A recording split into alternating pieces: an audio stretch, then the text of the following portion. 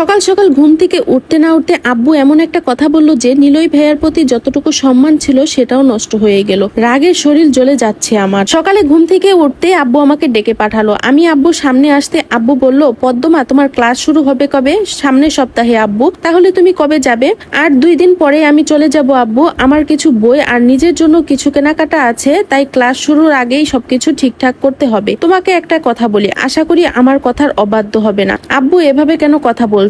এমন কি বলবে যে আগে থেকে এভাবে বলল? কথাগুলো মনে মনে বলে আব্বুকে আস্তে করে বললাম, জি আব্বু বলো। আব্বু আমাকে যখন ভালো করে কিছু বলে তখন আমি অবাধ্য হওয়ার সাহস করতে পারি না, কিন্তু রাগ করে বললে সেই কথা আমার পছন্দ না হলে জিদ করি আম্মুর সাথে। তখন আম্মু আব্বুকে সবকিছু বুঝিয়ে বলবে, কিন্তু এখন যত ভালোভাবে বলতেছে আমি তো আব্বুর কথার অবাধ্য হতে পারবো না। আল্লাহ ভালো জানে কি বলে। আমি তোমার আর নিলয়ের বিয়ে ঠিক করেছি। কথাটা শুনতে আমার কান কেমন যেন গরম হয়ে গেল। আমি শুধু আব্বুকে কি বলে দাঁড়িয়ে গেলাম। তখন আব্বু আমাকে বলল, হ্যাঁ আমি চেয়েছিলাম ঘরোয়া ভাবেই তোমাদের বিয়েটা হোক। তোমার আম্মু বলল আমাদের যেহেতু তেমন কোনো আত্মীয় স্বজন নেই, শুধু তোমার নানু বাড়ির মানুষ, তাই ওনাদেরকে আজকেই ডেকে নিব, আর কিছু কেনাকাটা থাকলে সেটা আজই করে নিব, সেজন্য কালকে তোমাদের বিয়ে দেব। কিন্তু আব্বু আমি এখনো বিয়ে করতে চাই না। আমি এখনো অনেক কিছু করতে চাই। বিয়ের জন্য মেয়েদের আবার কি করতে হয়? তাছাড়া নিলয় তো জব করে। নিলয় যথেষ্ট ভদ্র একটা ছেলে। তোমার তো সমস্যা হওয়ার কথা না। আমি বুঝতে পারছি না হঠাৎ আব্বু এমন সিদ্ধান্ত কেন নিল। নিলয় ভাইয়া কি তাহলে আব্বুকে বিয়ের কথা বলেছে? আমার তো প্রচন্ড রাগ হচ্ছে।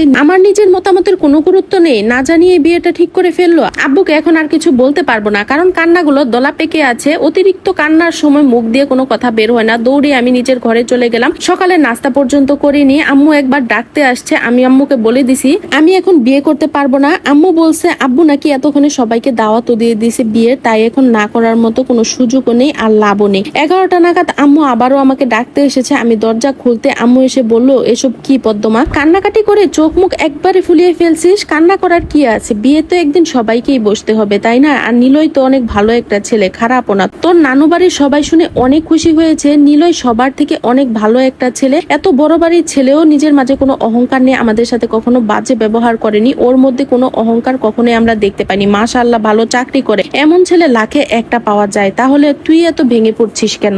তখন আম্মুর কথাগুলো অনেক মনোযোগ দিয়ে শুনলাম। সবাই রাজি, সবার মুখে হাসি। আর হবেই না কেন? নিলয় ভাইয়া সবার থেকে উপরে। নিলয় ভাইয়ার বাবা চাচারা সবাই বড় লোক। ওনাদের চাচাতো বোনগুলার মনে একটু অহংকার থাকলেও ভাইগুলা নিলয় ভাইয়ার মতোই কিন্তু সবাই অনেক বেশি ভালো। মানে চাচাতো ভাইগুলা, ছেলেদের মনে অহংকার বেশি থাকে না। আমি পুপিদের বাড়িতে থাকতে ওনার চাচাতো ভাই বোনেরা সবাই আসতো। তখনই বুঝতে পারছি ওনার বোনেরা হচ্ছে একটু ওভার স্মার্ট। সব মিলিয়ে নিলয় ভাইয়াকে অপছন্দ করার মতো আমার কোনো কারণ ছিল না। সব ঠিকই ছিল, কিন্তু উনি তো একটাবার আমাকে জিজ্ঞেস করতে পারতো আমি এখন বিয়েতে রাজি কিনা, বা এখন বিয়ে করতে চাই কিনা, সময় নিতে চাই কিনা। সবকিছু চিন্তা ভাবনা ফেলে তখন আম্মুকে জিজ্ঞেস করলাম, আচ্ছা আম্মু নিলয় ভাইয়া কোথায়? তখন আম্মু বলল নিলয় ছাদে গেছে, নেমেছে কিনা জানি না। সবশেষে আম্মু আমাকে একটা কথা বলল, আজ তুই যে কারণে কান্না করছিস ওকে বিয়ে না করার জন্য, একদিন এই কারণে খুশি হয়ে তুই কান্না করবি। আম্মুর কথাটা ভাবতে ভাবতে আমি ছাদের দিকে এগুচ্ছি। ছাদের মাঝে যাওয়ার পর দেখি নিলয় ভাইয়া রোদের মাঝে দাঁড়িয়ে আছে। আমাকে দেখতেই বললো, এই সময় এই রোদের মাঝে তুই কেন এসেছিস? আমি বললাম, দাঁড়াও নিলয় ভাইয়া, তোমার সাথে আমার কিছু কথা আছে। তখন বললো, আচ্ছা ঠিক আছে, নিচে চল, ওই গাছের নিচে গিয়ে কথা বলিস। আমি আর কথা বাড়ালাম না। এমনিতেই কান্না করার জন্য মাথা ব্যথা করছে। এখন আরো রোদের মাঝে দাঁড়িয়ে থাকলে উল্টে পড়ে যাব। নিচে নেমে নিলয় ভাইয়াকে বললাম, বিয়ে করবে ঠিক আছে, তাহলে সিদ্ধান্তটা নেওয়ার আগে আমাকে তো জানানোর প্রয়োজন ছিল না তোমার? তখন নিলয় ভাইয়া আমাকে বলল, আমি জানতাম না রে আজ আমাদের বিয়ে। তুমি মিথ্যে কেন বলছো নিলয় ভাইয়া? তুমি যদি আব্বুকে না বলতে তাহলে আব্বু কেন আজকে বিয়ের কথা বলছে? কই আগে তো আব্বু কখনো বলেনি। কালকেই তুমি আমাকে ভালোবাসা এই কথা জানিয়েছো, আর আজকে আমাদের বিয়ের আয়োজন করছে, আর তুমি বলছো তুমি কিছু জানো না। আমি সত্যি জানি না রে পদ্ম। শুধু ভোরের দিকে আম্মু আমাকে ফোন করে বলল, তোর বাবা আর আমি আসতেছি, আজ তোর আর পদ্মের বিয়ে। একটু পর মামা আমাকে ডেকে বললো আমার কোনো আপত্তি আছে কিনা। আমি শুধু বললাম, মামা আমার আগে পদ্মের মতামত নেওয়া প্রয়োজন। তখন মামা আমাকে বলল, পদ্মের মতামতের প্রয়োজন নেই, পদ্মকে আমি যা বলবো ও বাধ্য হয়ে তাই করবে, আর আজ না হয় কাল তো বিয়ে করতেই হবে। এর থেকে বেশি কিছু আমি আর জানি না। নিলয় ভাইয়াকে দেখে মনে হচ্ছে না উনি মিথ্যে বলছে, তাই ওনাকে আর কিছু জিজ্ঞেস করলাম না। সোজা আমি আব্বুর রুমে চলে গেলাম। আব্বুকে গিয়ে বললাম, আব্বু তোমার সাথে আমার কিছু কথা আছে। তখন আব্বু বলল, হ্যাঁ মা বলো। বিয়েটা কি এখনই করতে হবে আব্বু? আব্বুর সামনে কথা বলতে গেলেই কেন জানে কান্না চলে আসে।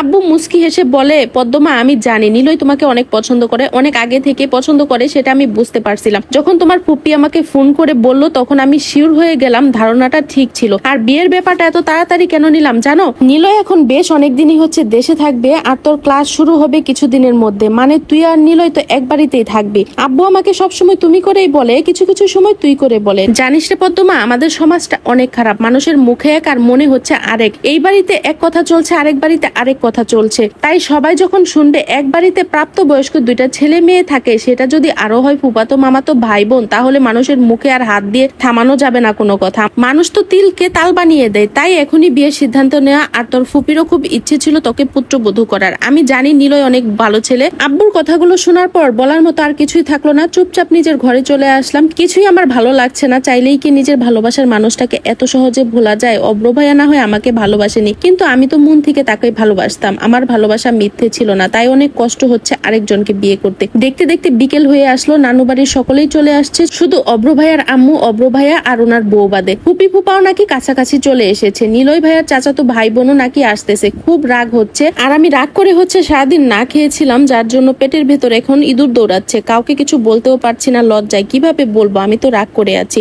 আব্বু এসে বলল, তাড়াতাড়ি রেডি হ পদ্মা, শপিং এ যাবো। কি আর করার, সাধারণ একটা জামা পরে বের হয়ে গেলাম। বাহিরে এসে দেখি সবাই গাড়িতে উঠতেছে। আমি উঠতে গেলেই তখন নিলয় ভাই আমাকে বলল, তুই একটু দাঁড়া, ওরা সবাই ওই গাড়িতে যাক, আব্বু আম্মু যে গাড়িতে আসতেছে ওটাতে করে আমরা যাব। আমার বয়ে গেছে, আপনার সাথে যেতে ভেবেছিলাম এই কথাটা বলবো, কিন্তু বলতে আর পারলাম না। না জেনে ওনাকে অনেক কথা বলেছিলাম সকালে। এখন একবার সরি বলতে হবে, এছাড়া আরো কিছু কথা আছে। কিছুক্ষণ পরেই দেখি ফুপার ফুপি চলে আসে, আর ওনাদের সাথে দেখা করেই হচ্ছে আমি আর নিলয় ভাইয়া চলে আসলাম। পুরোপুরি নীরবতা, কারো মুখে কোনো কথা নেই। আমি আর চোখে নিলয় ভাইয়ার দিকে তাকালাম। মুখটা কেমন শুকিয়ে গেছে, ঠোঁট দুটো বারবার জিভ দিয়ে ভিজিয়ে নিচ্ছে। হঠাৎ করে সেও আমার দিকে তাকালো, চোখে চোখ পড়ে গেল। উনি মুচকি হেসে দিল আমার দিকে তাকিয়ে। আমি চোখ সরিয়ে নিলাম। সরি ভাইয়া। সরি কেন? আসলে তোমাকে ওইভাবে বলা আমার ঠিক হয়নি। ভেবেছিলাম তুমি আব্বুকে বিয়ের কথা বলেছো। একটু হেসে উত্তর দিলেন, আরে পাগলি, আমি কিছু মনে করিনি। পদ্ম শোন, তোকে আমার কিছু বলার আছে। জি ভাইয়া বলো। শোন, তুই যদি চাস আমি বিয়েটা আটকাতে পারবো, কারণ আমি চাই না জোর করে বাধ্য করে তোকে বিয়ে করতে। আমি চেয়েছিলাম ভালোবাসা দিয়ে একদিন তোকে ঠিক রাজি করাবো, কিন্তু মামা তার আগেই বিয়ের কথা বলেছে।